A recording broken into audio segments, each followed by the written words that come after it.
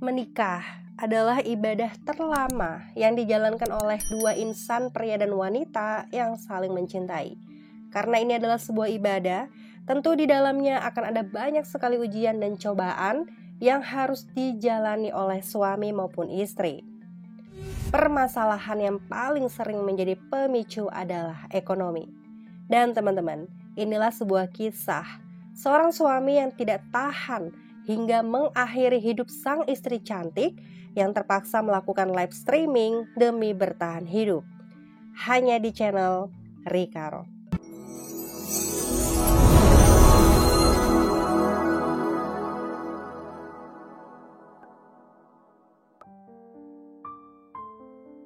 Dwi Aprilianingsih atau biasa dikenal dengan nama Dwi. Ia merupakan seorang wanita cantik berusia 22 tahun. Dia tinggal bersama dengan suaminya bernama Sarofuddin berusia 23 tahun di sebuah rumah yang berlokasi di Desa Tanabaya, Kecamatan Randu Dongkal, Kabupaten Pemalang, Jawa Tengah. Dwi dan Sarofuddin adalah sepasang pengacara alias pengangguran banyak acara atau sama sekali tidak mempunyai pekerjaan apapun.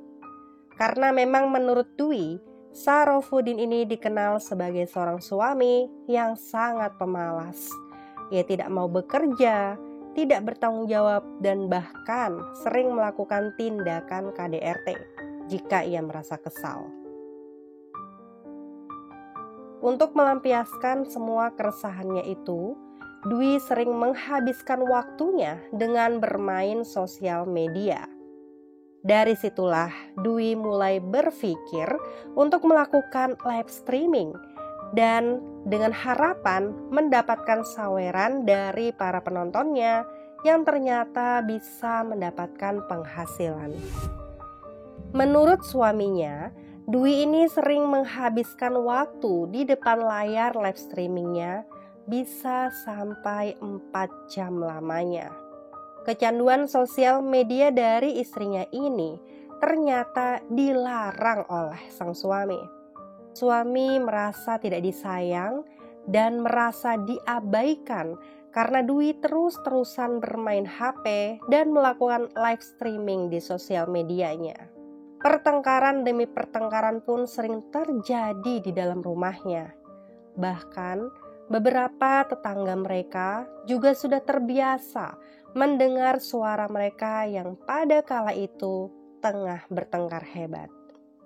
Pertengkaran ini semakin memuncak ketika masalah mereka dihadapi dengan permasalahan ekonomi. Dwi sudah beberapa kali menyuruh suaminya ini untuk pergi bekerja.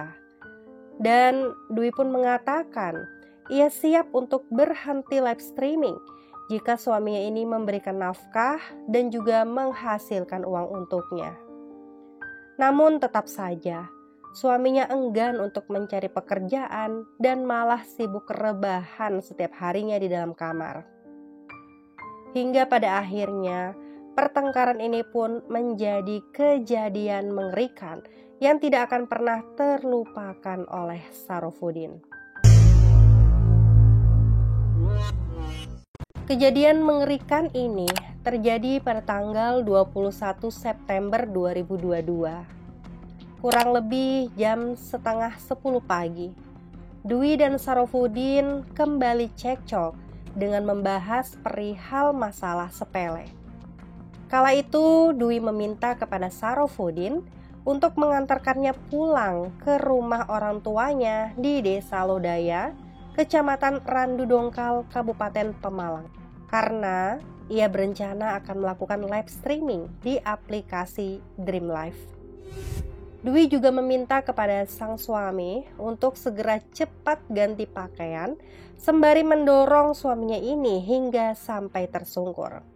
Sarofuddin sempat menjawab agar sang istri sabar, namun Dwi kala itu malah menjawab perkataannya dengan kata-kata yang sangat kasar.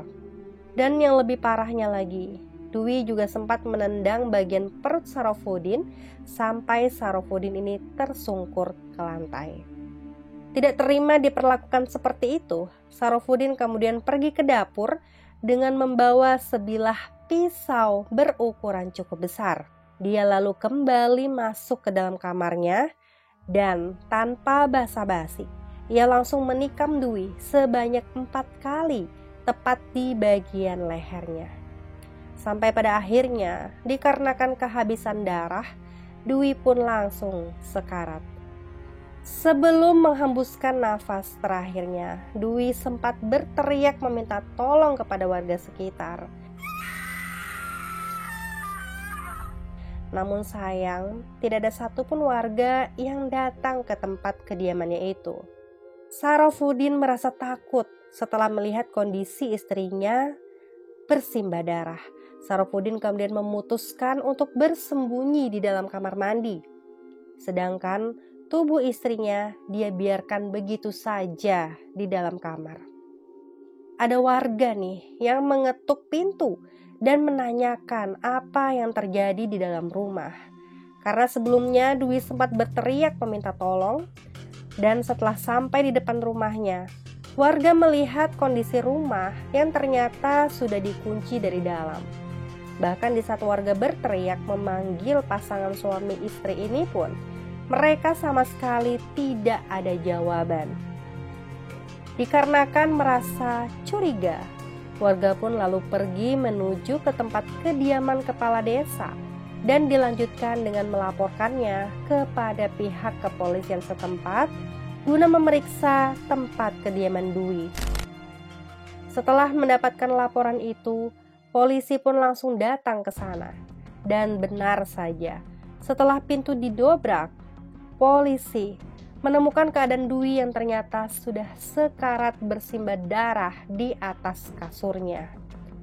Dan selain itu, di sana polisi juga berhasil menemukan beberapa barang bukti berupa pisau dapur dan juga gunting yang tergeletak di dalam kamarnya. Pisau itulah yang diduga digunakan oleh pelaku untuk menusuk Dwi. Di saat polisi mengecek ke dalam kamar mandi, mereka melihat ada Sarofudin yang kala itu sedang bersembunyi sambil berendam di dalam bak mandi. Dia lalu diamankan menuju kantor polisi untuk segera dimintai keterangan. Tubuh Dwi yang bersimbah darah kemudian langsung dibawa ke rumah sakit terdekat. Namun sayang, dalam perjalanan menuju rumah sakit Mardatilah Radu Dongkal, Dwi yang kehabisan darah langsung meninggal. Saat dilakukannya penangkapan, Sarofudin pun mengaku bahwa dialah yang telah membunuh istrinya ini. Dia mengaku sudah sangat kesal dan juga pusing karena istrinya kerap melakukan live streaming di media sosialnya. Dia juga mengaku sudah sakit hati karena istrinya ini selalu menyuruh dia untuk mencari pekerjaan dengan kata-kata yang sangat kasar. Dan atas semua perbuatannya itu, Sarofudin kemudian dinyatakan bersalah atas tuduhan pembunuhan.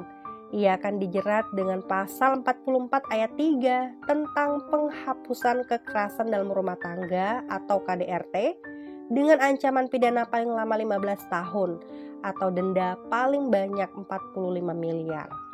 Serta pasal 33 KUHP dengan ancaman pidana paling lama 15 tahun.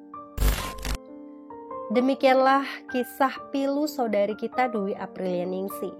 Ia menikah dengan seorang pria yang mengaku cinta, namun tak ingin berjuang untuknya. Bagaimana pendapat teman-teman dengan kasus kali ini? Silahkan sampaikan di kolom komentar dengan bahasa yang sopan tentunya. Ingat untuk selalu hati-hati dan waspada. Sampai jumpa di videoku selanjutnya. Bye!